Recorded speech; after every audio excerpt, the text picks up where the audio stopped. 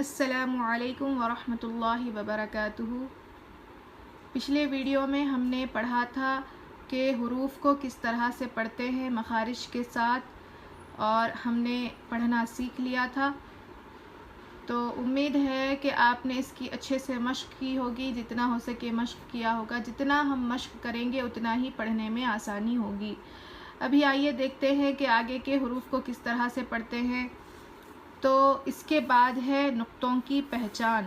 नुक्तों की पहचान क्या है कि लकीर के नीचे एक नुक्ता होगा तो उसको कहेंगे बा, लकीर के ऊपर दो नुक्ते रहेंगे तो उसको कहेंगे ता, लकीर के ऊपर तीन नुक्ते रहेंगे तो उसको कहेंगे सा। हल्का पढ़ते हैं, सा को बिल्कुल हल्का पढ़ा जाता है, सा। उसके बाद लकीर के ऊपर एक नुक्ता होता है तो उसको हम पढ़ते हैं नून, और लकीर के नीचे दो नुक्ते होते हैं तो उसको हम पढ़ते हैं या। अभी इम्तिहान देखिए कि पिछले सबक में हमने क्या पढ़ा था, हुरूफ को पढ़ा था, यानी वो ऑर्डर में थे। अब ये ऑर्डर में नहीं है, बिल्कुल अलग ऑर्डर में इसको दिया गया है। तो हम इसको पढ़ते हैं। चलिए आइए शुरू करते हैं। बिस्मिल्लाहिर्रहमानिर्रहीम। ता ता ता, तो तो तो, सा सा सा। सा को बिल्कुल हल्का पढ़ेंगे। सीन सीन सीन, सीन में सीटी की आवाज़ होती है। शीन शीन शीन, सौद सौद। अब देखिए सीन और सौद में बहुत फ़र्क है। तो अगर हम सीन सौद को भी सीन की तरह पढ़ेंगे तो इसके पढ़ने का गलत तरीक़ा होगा। तो सौद को कैसे पढ़ेंगे? ज़ुबान की नोक को नीचे के दांत में लगाकर पढ़ेंगे। थोड़ा ज़ुबान हमारी बीच का जो हिस्सा होता है वो ऊपर उठेगा तो पढ़ेंगे सौद सौद सौद। हा, हलक के निचले हिस्से से पढ़ेंगे, आवाज़ अच्छी निकलेगी। हा हा हा। ये है बड़ी हा और ये है छोटी हा। इसमें बिल्कुल हा की आवाज़ नहीं आएगी, बिल्कुल हल्की आवाज़ आएगी। हा हा हा। अब पढ़िए खौ, खुरदुरी आवाज़ थोड़ी सी। खौ खौ। क़ाफ़ क़ाफ़ क़ाफ़। ज़ाल, इसको भी हल्का पढ़ेंगे। ज़ाल ज़ाल। ज़ा, इसको सख्ती से पढ़ेंगे। ज़ा ज़ा ज़ा। वाद वाद वाद वा वा। अलिफ आइन आइन आइन। नून नून। बा बा। फा गैन या ता मीम लाम दाल। अब ये हो गए इम्तिहान। उम्मीद है कि आपको अच्छे से समझ में आ गया होगा कि किसको किस तरह से पढ़ते हैं। सा को हल्का पढ़ेंगे, ज़ाल को हल्का पढ़ेंगे और वा को हल्का पढ़ेंगे। बाकी जो है ज़ा को हम सख्ती से पढ़ेंगे, और हा में बहुत फ़र्क है, और छोटी हा और बड़ी हा में बहुत फ़र्क है कि हा को हम हलक से निकालेंगे और छोटी हा को हम बिल्कुल हल्का पढ़ेंगे। और खौ की आवाज़ थोड़ी खुरदुरी होती है, और क़ाफ़ में खुरदुरापन नहीं होगा बल्कि तालु को ऊपर उठाएंगे, यानी ज़ुबान की जो तालु होती है उसको ऊपर उठाएंगे। क़ाफ़। और फिर ज़ाल हल्का पढ़ेंगे, ज़ा सख्ती से पढ़ेंगे। वाद को क्या करेंगे? ज़ुबान की करवट से पढ़ेंगे। वाद वाद वाद। फिर है वा, हल्का पढ़ेंगे। आइन को भी हलक से पढ़ेंगे, अच्छे से आवाज़ निकलेगी। आइन। हम अलिफ़ और आइन में बहुत फ़र्क है, तो हम आइन को अलिफ़ की तरह अगर पढ़ेंगे तो माने बहुत बदल जाएंगे। तो आइन की आवाज़ हलक से निकलनी चाहिए। आइन। अब ये हो गया इम्तिहान।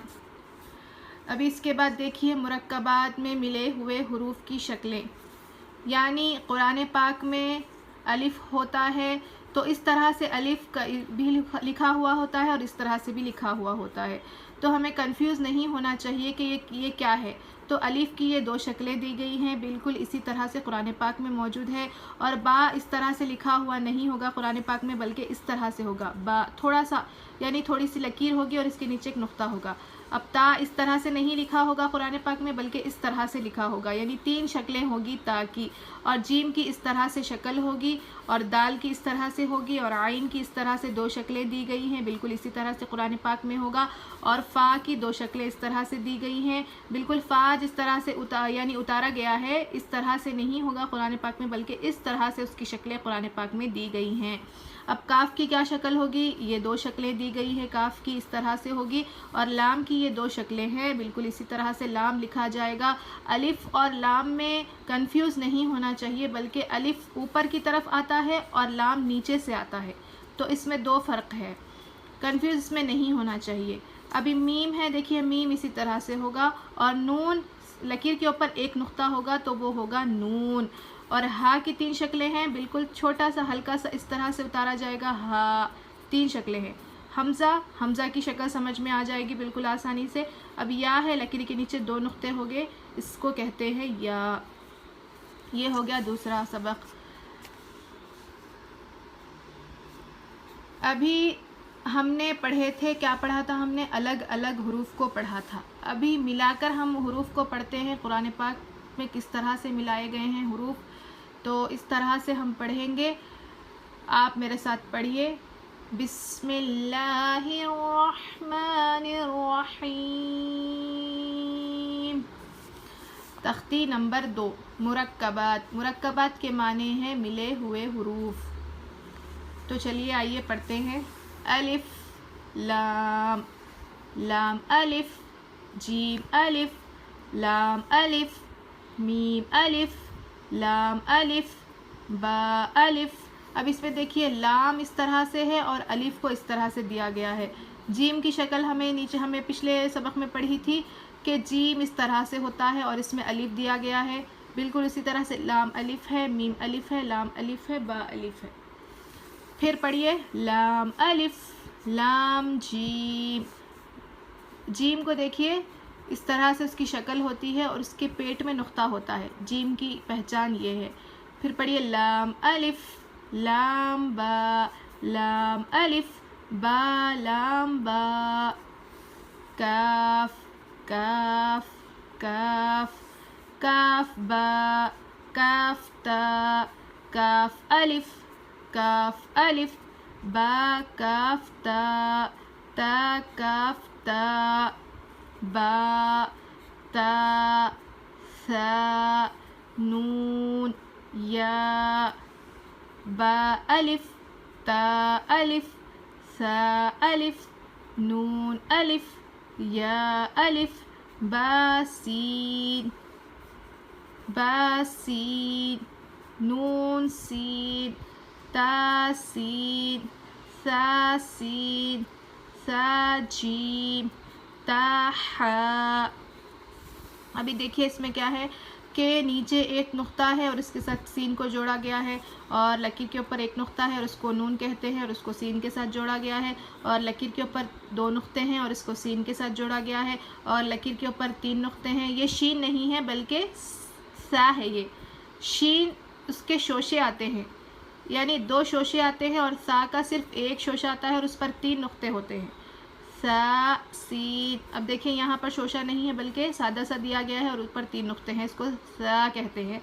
सा जीम। अब ये है लकीर के ऊपर 2 नुक्ते हैं और हा है। हा की पहचान क्या है कि उसमें ना ऊपर नुक्ता होता है और ना नीचे नुक्ता होता है, ना वो ख्वा है ना जीम है, बल्कि हा सादा सा है। अब इसके बाद देखिए नून खा किस तरह से है कि लकीर के ऊपर एक नुक्ता है और फिर इसके जो खा की जो शक्ल होती है उस पर एक नुक्ता है। नून खा, नून खा, या हा। अभी या का नीचे या का नुक्ता क्या है कि हा पर तो कोई नुक्ता नहीं आता, खा पर एक नुक्ता आता है ऊपर और जीम पर एक नुक्ता आता है। यहाँ तो 2 नुक्ते दिए गए हैं, तो क्या है ये या के